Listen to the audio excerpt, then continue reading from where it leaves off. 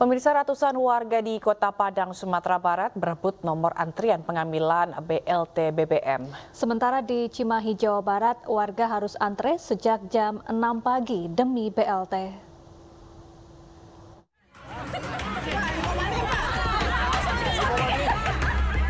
Ratusan ibu-ibu ini berdesakan di kantor pos di Jalan Bagindo Ajiscan, Kota Padang dan berebut nomor antrian yang digunakan dalam pengambilan BLT BBM sebesar Rp600.000 yang dibagikan dalam 2 tahap. Dengan membawa kartu keluarga dan KTP asli, para ibu ini rela menunggu hingga berjam-jam demi BLT untuk memenuhi kebutuhan hidup mereka. Ya untuk keperluan rumah tangga lah, misalnya kebeli beras, gitu, minyak, karena semua kan sehari-hari lah. Sementara di Cimahi, Jawa Barat, pemandangan antre seperti inilah yang terjadi setiap harinya saat warga hendak mencairkan BLT subsidi kenaikan BBM. Lebih dari 600 warga sudah sejak pukul 6 pagi antre menunggu pencairan dana BLT sebagai subsidi kenaikan BBM dan bantuan sosial lainnya dengan total Rp500.000. Kelurahan Ciberem menjadi wilayah terbanyak penerima BLT subsidi kenaikan BBM dari 15 kelurahan yang ada di Kota Cimahi dengan total 3.201 warga. Tim Liputan iNews melaporkan. Kejaksaan Agung telah menerima kembali berkas perkara kasus pembunuhan Brigadir Joshua dari penyidik Polri. Sementara itu berkas perkara obstruction of justice, Kejaksaan Agung telah menerima 7 berkas perkara.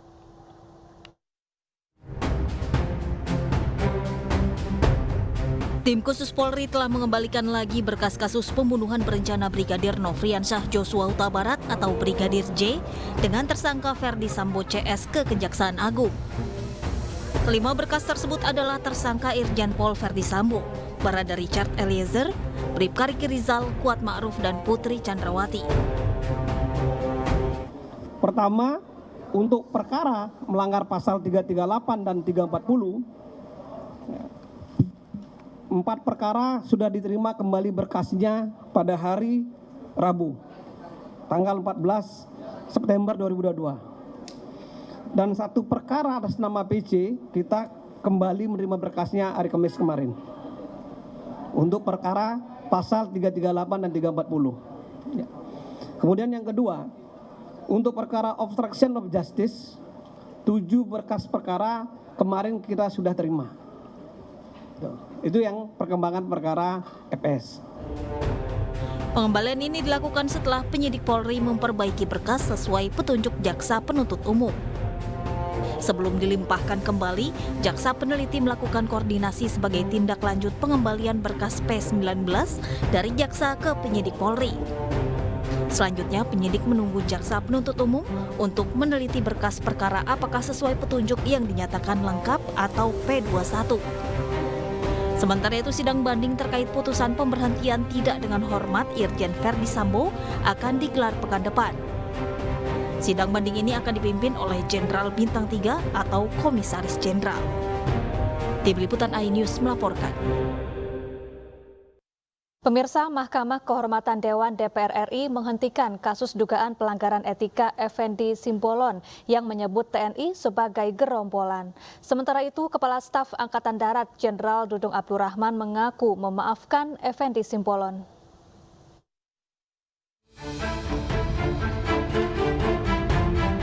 Mahkamah Kehormatan Dewan DPR RI menghentikan laporan dugaan pelanggaran etika dengan terlapor anggota Komisi 1 DPR Effendi Simbolon. Menurut MKD, ucapan Effendi saat rapat kerja Komisi 1 dengan TNI merupakan kritik yang membangun. Di samping itu, Effendi juga sudah meminta maaf. Yang terhormat Dr. Effendi Muara Sakti Simbolon Edipol A163-FPDIP pada saat rapat kerja Komisi 1 DPR RI tanggal 5 September 2022 terkait isu disharmoni di tubuh TNI adalah sebuah kritikan yang membangun TNI. Pernyataan yang disampaikan teradu yang terhormat Dr. Effendi Muara Sakti Simbolon Edipol A163-FPDIP mempunyai hak imunitas untuk menyampaikan pernyataan, pertanyaan, dan sikap dalam menjalankan tugasnya sebagaimana diatur dalam pasal 20A ayat 3. Sebelumnya, Effendi Simbolon mengeluarkan pernyataan kontroversial yang menyamakan TNI dengan gerombolan dalam rapat dengar pendapat Komisi 1 DPR dengan Panglima TNI Jenderal Andika Perkasa.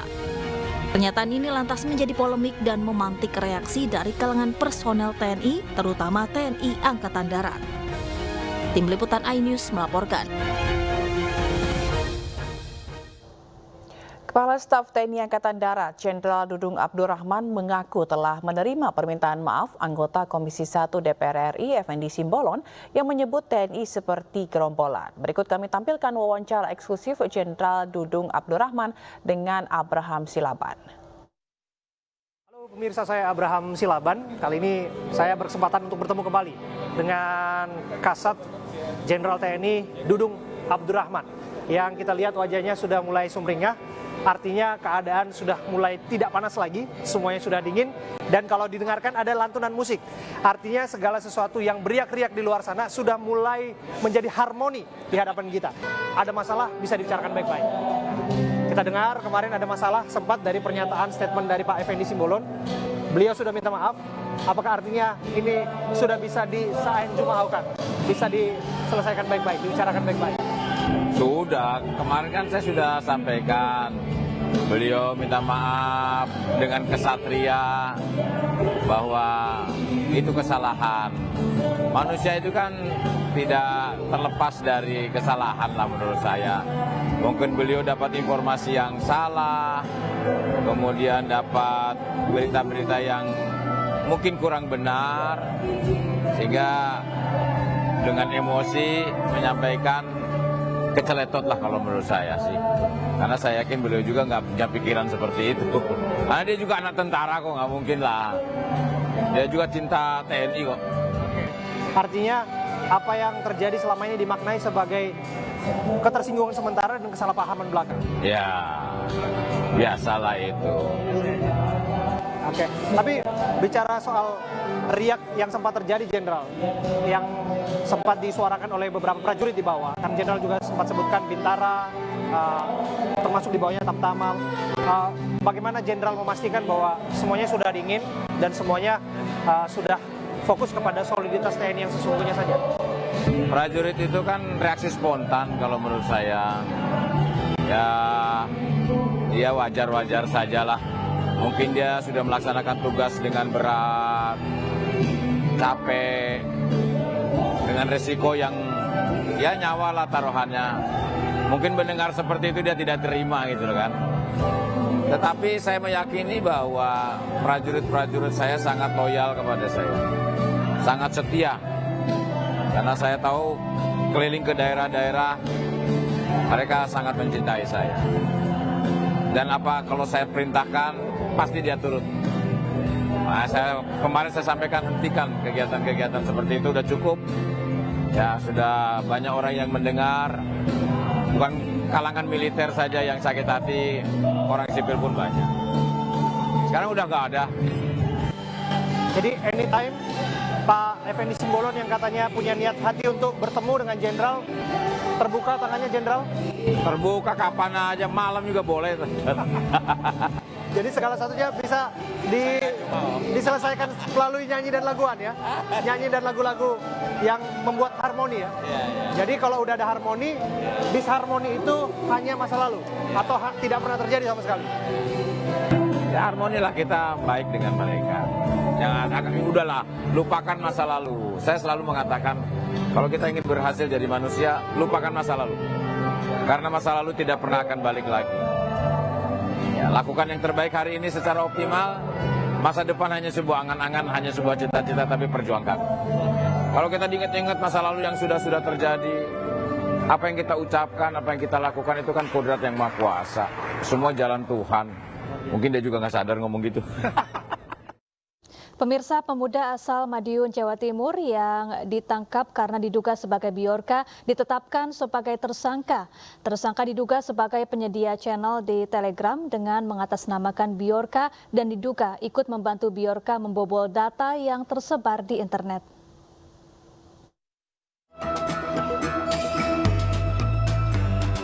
Muhammad Agung Hidayatullah, pemuda asal Madiun, Jawa Timur yang ditangkap polisi karena diduga sebagai sosok di balik Bjorka, dipulangkan ke rumahnya Jumat pagi. Keluarga menyambut lega dan gembira kepulangan Agung. Kemudian, dalam konferensi pers Jumat siang, Polri menetapkan Agung sebagai tersangka karena diduga sebagai penyedia channel di Telegram dengan mengatasnamakan Bjorka. Mengamankan, ya, tersangka inisial MAH, ya. Adapun peran tersangka merupakan bagian dari kelompok Bjorka yang berperan sebagai penyedia channel Telegram dengan nama channel Bjorkanism. Ya. Selanjutnya, channel Telegram tersebut digunakan untuk mengupload informasi yang berada pada Bridget 2. Tersangka pernah melakukan posting di channel @Bjorkanism sebanyak 3 kali, yaitu tanggal 8 September 2022, dalam tanda petik, Stop Being Idiot. Kemudian tanggal 9 September 2022, dalam tanda petik, The next leaks will come from the President of Indonesia. Dan tanggal 10 September 2022, dalam tanda petik, to support people who are struggling by holding demonstrations in Indonesia regarding the price fuel oil. I will publish my Pertamina database soon. Sebelumnya polisi menangkap Agung berusia 21 tahun di tempat kerjanya di sebuah toko es waralaba Kamis kemarin. Agung awalnya diperiksa sebagai saksi karena diduga sebagai sosok di balik hacker Bjorka. Dari Madiun, Jawa Timur, Arif Wahyu, FND iNews melaporkan.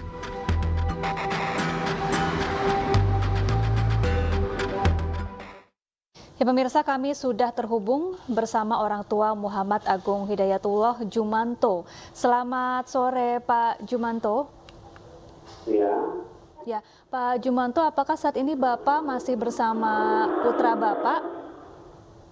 Tidak, kami punya putra masih keluar. Bapak sempat bertemu dengan Agung hari ini? Ya, tadi bisa ketemu tadi, tapi ini masih keluar. Bagaimana kondisinya, Pak? Alhamdulillah ya sehat, cuman agak kurus sedikit lah. Oke. Baik, kalau untuk tadi keluar, Bapak sempat mengetahui kemana Agung pergi, Pak? Sempat pamit gitu? Pamit keluar, cuman nggak tahu arah kemana gitu. Tapi sempat pamit ya, Pak ya? Pamit. Kalau untuk keseharian Agung sendiri seperti apa sih, Pak? Untuk keseharian biasalah, orangnya itu pendiam. Ya. Mau sana, mau pulang gitu, mau kerja ya kerja. Untuk pekerjaan dari Agung sendiri, Pak? Gimana? Untuk pekerjaan dari Agung sendiri, apa pekerjaan Agung selama ini? Ya, kemarin jualan es di pintu dagangan. Sejak kapan Agung bekerja di sana, Pak? 3 tahun kurang lebih. Baik. Sebelumnya Agung ini pernah sekolah di mana, Pak? Sampai tingkat apa? Iya, sekolah di Bang Sawit. Jadi siangnya sekolah, malamnya mondok. Di Pondok Pesantren Bang Sawit. Baik. Agung ini anak keberapa dari berapa bersaudara, Pak? Anaknya kedua. Dari bapak ibu. Oke. Dari istri kami. Baik, kalau untuk kesehariannya Agung dengan teman-temannya seperti apa, Pak? Dia tuh bergaul banyak teman.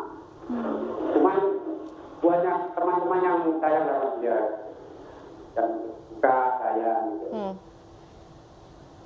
Kalau untuk keseharian Agung sering berinteraksi dengan komputer atau laptop atau semacamnya begitu, Pak, yang berhubungan dengan IT?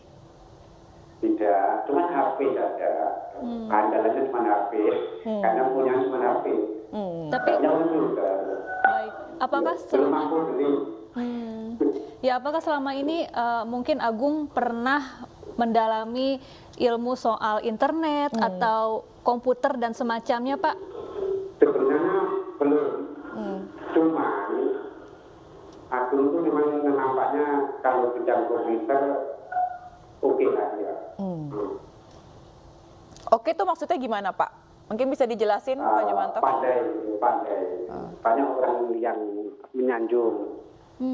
Jadi Agung ini cukup pandai ya, cukup pandai mengoperasikan juga. komputer.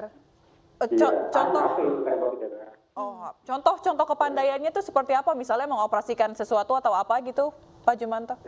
Ya, contohnya seperti kemarin bisa nembus itulah. Ya, Kawan-kawan itu pada malah tersiram gitu. Ya, apakah sebelumnya Agung pernah misalnya mengoperasikan komputer atau handphone bersama-sama dengan teman-temannya begitu Pak, mengerjakan sesuatu seperti itu? Jadi kali ini kurang tahu, orang tua kurang tahu. Mungkin ya, mungkin tidak. Tapi kalau komunikasi sehari-hari dengan Bapak dan Ibu gitu lancar komunikasinya Agung sehari-hari? Anak saya itu yang namanya Agung itu orangnya pendiam. Oh, pendiam. Nah, itu kurang fair ya orang tua. Ya, selain Jadi kalau kerja, kalau pulang kerja tidur, bermain game, gitu aja. Baik, terima kasih Pak Jumanto, orang tua Muhammad Agung Hidayatullah, langsung dari Madiun, Jawa Timur. Pemirsa, seorang anak berusia 12 tahun di Kota Medan, Sumatera Utara menjadi korban pemerkosaan selama bertahun-tahun dan kini mengakibatkan korban terjangkit HIV. Informasinya usai jeda, tetaplah di iNews Sore.